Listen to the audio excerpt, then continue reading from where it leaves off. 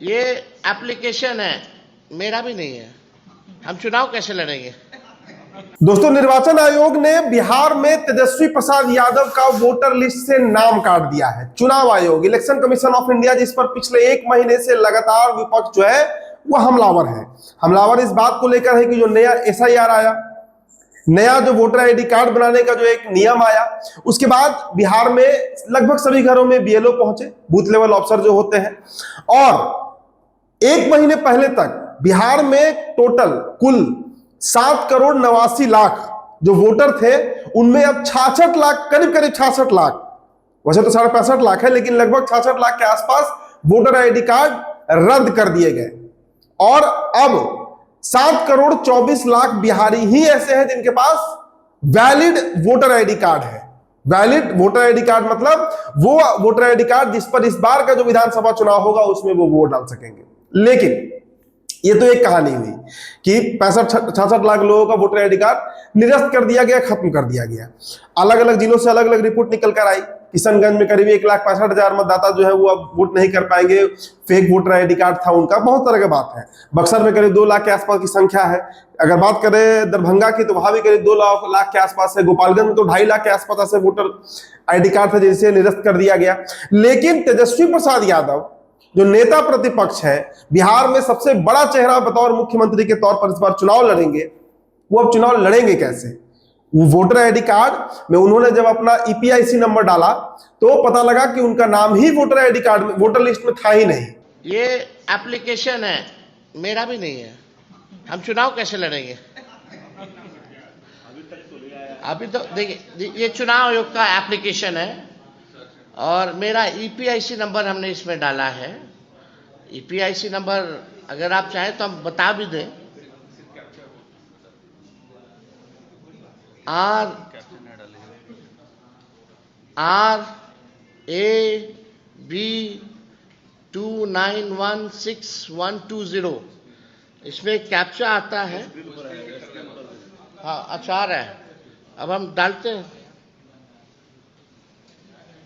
कि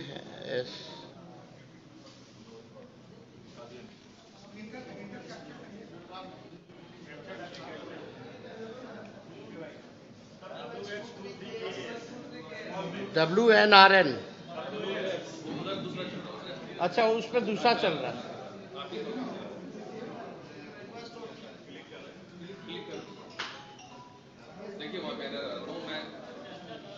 डालिए।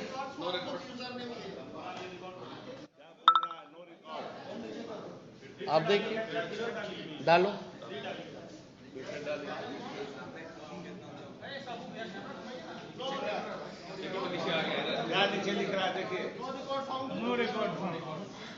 What does it mean?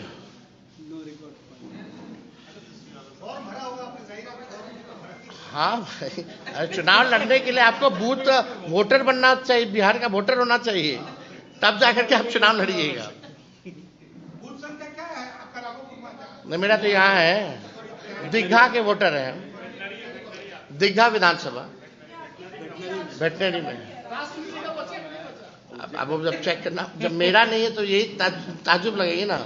मतलब तेजस्वी प्रसाद यादव जो है वो अब बिहार के मतदाता नहीं है, और ऐसी परिस्थिति में वो कैसे बिहार में चुनाव लड़ेंगे? देखिए, लगातार एक महीने से राहुल गांधी के लिए पटना में, आपको याद होगा, 9 जुलाई के दिन बिहार बंद भी बुलाया गया था। राहुल गांधी, मुकेश सहनी, वाम दल के तमाम नेता और उन सब का नेतृत्व तेजस्वी प्रसाद यादव कर रहे थे। पटना की वो तस्वीरें आपने देखी होगी। पूरा विपक्ष जो है लगातार इस बात को उठा रहा है कि अगर ये करना ही है तो इस चुनाव के बाद कर लीजिए, क्योंकि साल भर पहले अभी लोकसभा चुनाव हुआ और जो 7,89,00,000 मतदाता थे जिनका वोटर आईडी कार्ड था, उनके वोट पर ही ये सरकार बनी है। एनडीए जो है उसे 30 सीट बिहार से मिली। तो इतनी जल्दबाजी किस बात की, हड़बड़ाहट किस बात की? चुनाव निपट जाएगा, उसके बाद आराम से आप साल भर का समय लेकर नया वोटर आईडी कार्ड बना दीजिएगा। लेकिन निर्वाचन आयोग, हालांकि देखिए मामला सुप्रीम कोर्ट में भी गया, लेकिन वहां भी सुलझ नहीं पाया है। और अब तेजस्वी प्रसाद यादव के ऊपर यह संकट आ गया कि तेजस्वी यादव का नाम ही बिहार के वोटर आईडी मतलब वोटर लिस्ट से गायब कर दिया गया है।